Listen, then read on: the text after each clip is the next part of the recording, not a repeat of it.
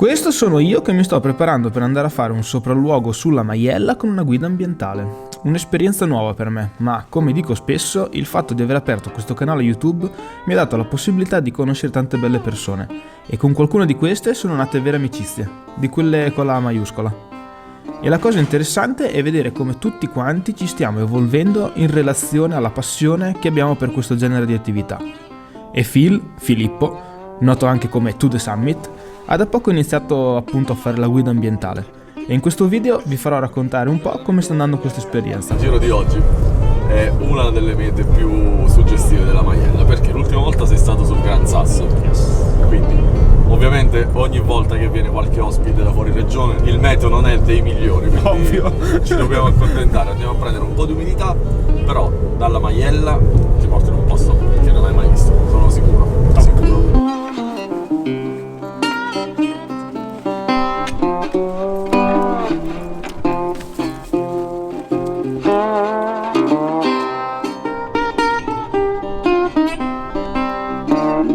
Dottor Marchi deve stare al di dietro della tabella escursionistica, perché sennò spoileriamo la meta del giorno, che è piuttosto suggestiva. Sto creando tutta questa suspense per mantenerlo vivo. Questi sono degli spietramenti di muretti a secco, tradizione pastorale, agropastorale abruzzese. Venivano utilizzati principalmente per confinare o per coltivare, terrazzare le montagne. In questo caso, su questo versante specifico della Maiella, probabilmente possiamo desumere che venivano utilizzati per lo stoccaggio delle bestie.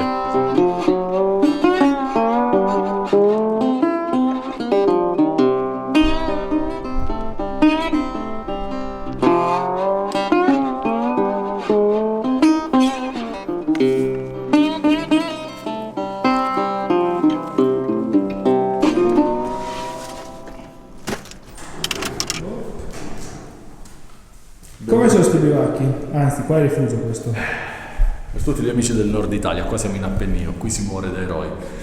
Questa è la situazione, purtroppo o per fortuna, dei nostri rifugi. Giustamente c'è un'altra mentalità, qui si pensa alla vecchia maniera. Non so se è una fortuna o una sfortuna. Se vi piace l'ambiente selvaggio, l'ambiente molto rurale, questo fa il caso vostro. Però capisco bene che sono punti di vista. Ho deciso di fare la guida. Qui cito le parole del mio tutor che ha fatto la prima lezione di apertura del corso, dicendo: non si diventa guide, ma si è guide. Questo per dire che forse ho sempre avuto la necessità di raccontare, ecco, pure tramite YouTube, tramite social network, quello che vedo, posti del genere. E poi ho iniziato ad avere la necessità proprio di stare più tempo possibile all'aria aperta, per montagne, per sentieri.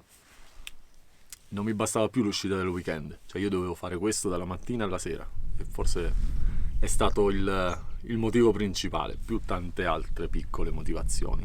L'ho deciso, credo, dopo aver fatto il corso base di escursionismo, perché avevo la necessità sempre di più di andare in montagna da solo, per una serie di motivi. Però, volendo stare un po' più tranquillo, ho avuto curiosità di provare ad apprendere qualche tecnica di cartografia, programmazione escursioni, e lì ho conosciuto un mio caro amico che, non so se vedrà mai questo video, si chiama Pierluigi, adesso è un collega, prima era un amico, quindi adesso siamo guide entrambi, e lui, insomma, mi ha raccontato com'è fare la guida a tempo pieno. Ha i lati belli, ovviamente i lati brutti, come tutte le cose. E quindi credo nel 2019, poco prima del Covid, ho avuto la folgorazione.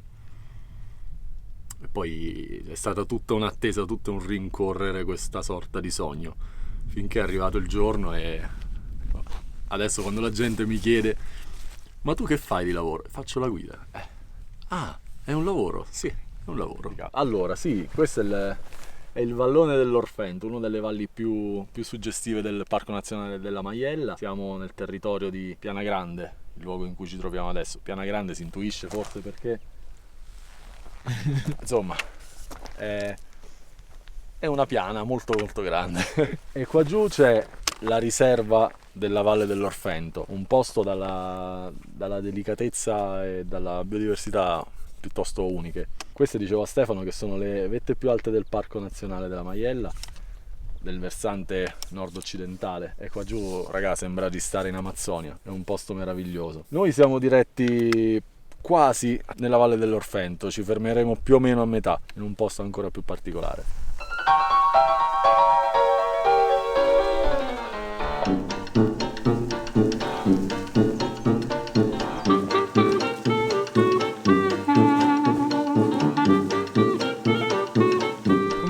Come si procede? Si procede strisciando come dei lombrichi. Siamo all'eremo di San Giovanni, l'eremo più famoso della Maiella, forse un po' più inflazionato, ma è anche quello più inaccessibile. Questa era la vita che facevano gli eremiti, no? Gli eremiti quelli veri, non noi che fingiamo di andare per rifugi e invece siamo sempre connessi. Loro sì che si discostavano dalla società. Quindi oggi proviamo a fare un breve tratto da eremiti, vediamo come se la cava il dottor Marchi. Bene, quindi molliamo gli zaini qua perché adesso c'è da fare un po' di contorsioni, un po' di robe strane. Boh, è stranissimo.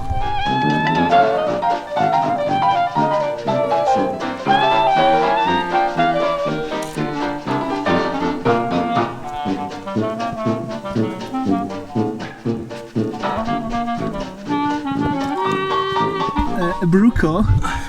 You know, Content creator. you know Bruco? Cioè, è così la situazione sotto. Io lascerei i 3 piedi appoggiato qui a vederti soffrire. Sei veramente un bastardo. Developpa! Turnica? Turnica in rota? Mi sento un panino. Sì, in mezzo alla roccia effettivamente. Ora so come si sente il prosciutto. Mamma, queste cose per fortuna le vedi sempre dopo. Sta uscendo, ragazzi, sta uscendo dall'utero. C'è quasi. Arriva. Spinga, signore. Spinga. Cioè, dopo la mia performance pessima nel passaggio lì sotto, Filippo vi racconta un po' di cosine riguardo a questo eremo che è meglio. Allora, come abbiamo anticipato prima, siamo nell'eremo di San Giovanni all'Orfento. Se vi ricordate bene, prima abbiamo parlato della Valle dell'Orfento, che è proprio questa qua giù. Perché è un eremo inaccessibile? Anzi, perché è l'eremo più inaccessibile della Maiella? Probabilmente avete visto le difficoltà di Stefano nel raggiungerlo. E questo passaggio, quindi questo modo di venire a visitare questo posto, era stato pensato dagli eremiti, in particolare da Celestino V, per tutelarsi dalle aggressioni degli animali durante la notte, per mantenere un certo distacco dalle bestie feroci che girano qua giù, che oltre a lupi, cinghiali, insomma, ha deciso di rimanere rintanato qui a meditare. E quale posto migliore per meditazione e relax? Ora non potete capire il silenzio che c'è al di là dello schermo, però vi garantisco che è un posto perfetto per la meditazione. Nella parte dietro di me vedete bene come è stata sfruttata la roccia calcarea della Maiella, che con le piogge, con l'acqua che scorre, è diventato un vero e proprio corridoio scavato, lavorato dalla mano dell'uomo e di chi visitava questi luoghi, appunto per incanalarla e trasformarla in acqua per le utenze. Qui vediamo varie vasche di raccolta, vari piani di lavoro, altarino votivo immancabile, ovviamente per le preghiere, per tutti i fedeli, tutti i pellegrini, tutti i camminatori che vengono qui, chi per un motivo, chi per un altro. Posti particolari, la Maiella è sparsa e segnata dagli eremi. Qui in fondo nella Valle dell'Orfento ce ne sono almeno altri 4 nascosti fuori da ogni cartografia ufficiale del parco, che conoscono in pochissimi. Ecco, ovviamente solita nota di colore: se venite a visitare un posto del genere, queste porcate qua anche no, dai, su, facciamo i bravi, raga. C'è sempre qua, altro lato, stessi disagi. Sì, certo che Celestino V. No, dicevo, una scalpellatina in più, Celestino, così. Abbiamo fatto tutto sto lavoro. Non lo so. Una martellata in più, una martellata in meno. I miei primi 6 mesi da guida sono stati strani, allora, nel senso che a maggio ho preso l'abilitazione, poi causa maltempo abbiamo iniziato il lavoro a fine giugno, e belli, un po' diversi da come me li aspettavo, perché mi aspettavo molto più stress, devo dire. È vero anche che ho conosciuto tante persone interessanti, tra clienti accompagnati, colleghi. Ho lavorato con tanti altri colleghi, tra cui Manuel, che è uno dei miei più grandi amici, che mi ha dato una grossa mano appunto a intraprendere questo percorso, con il quale ho condiviso tutti e 4 i mesi da guida.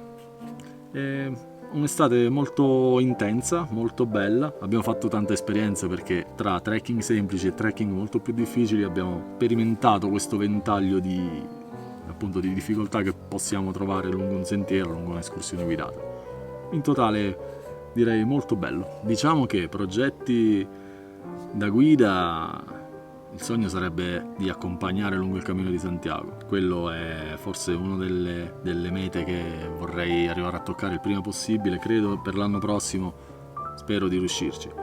E sicuramente intraprendere qualche cammino di più giorni, niente spoiler, ma stay tuned per il 13 novembre. E sicuramente fare di questo un lavoro primario, un lavoro principale a tutti gli effetti, perché insomma ho aspettato tanto a lungo per riuscire ad arrivare a diventare una guida, e allo stesso tempo vorrei che durasse il più possibile. Non vorrei mai tornare a fare quello che facevo prima, non potrei riuscirci mai, starei troppo male, quindi...